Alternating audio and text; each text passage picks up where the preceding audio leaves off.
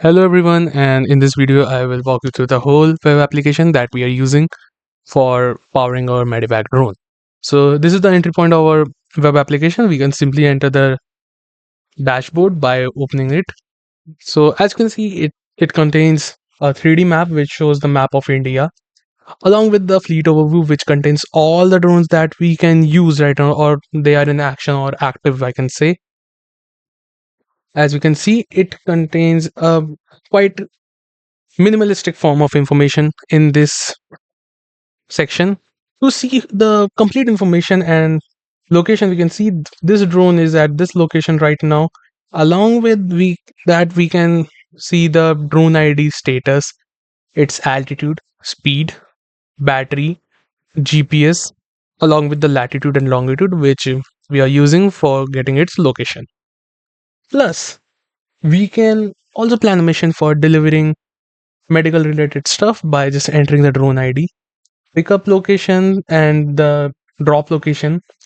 Also, we need to specify the payload, the weight of the material that we want to deliver. Also, we can use the weather conditions and no fly zones. We all know fly zones are quite sensitive right now, nowadays, after the invention of these drones and other things. So, we can use this, which will detect all the no fly zones and then plan the mission accordingly. We can plan the route and create a mission. Plus, we got another feature which is pre-flight checklist.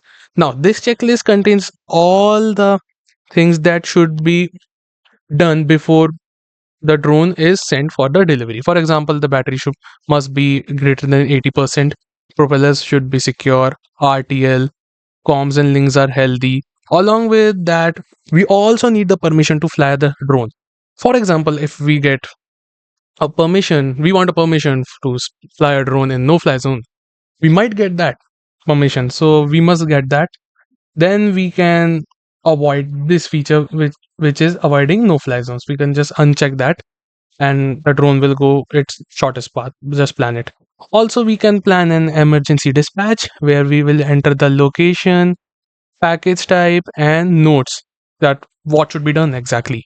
And emergency dispatch thing, if the all the information is sent to our admin side, and we will decide what how we should deal with that.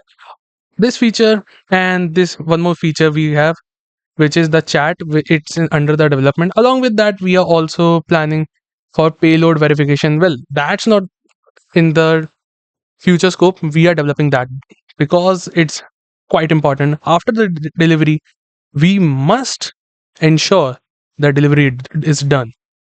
What is the weight of that QR code, and we'll confirm the delivery. So this thing is the feature right now. These two things, emergency dispatch and the OPS chat, these are for the future scope.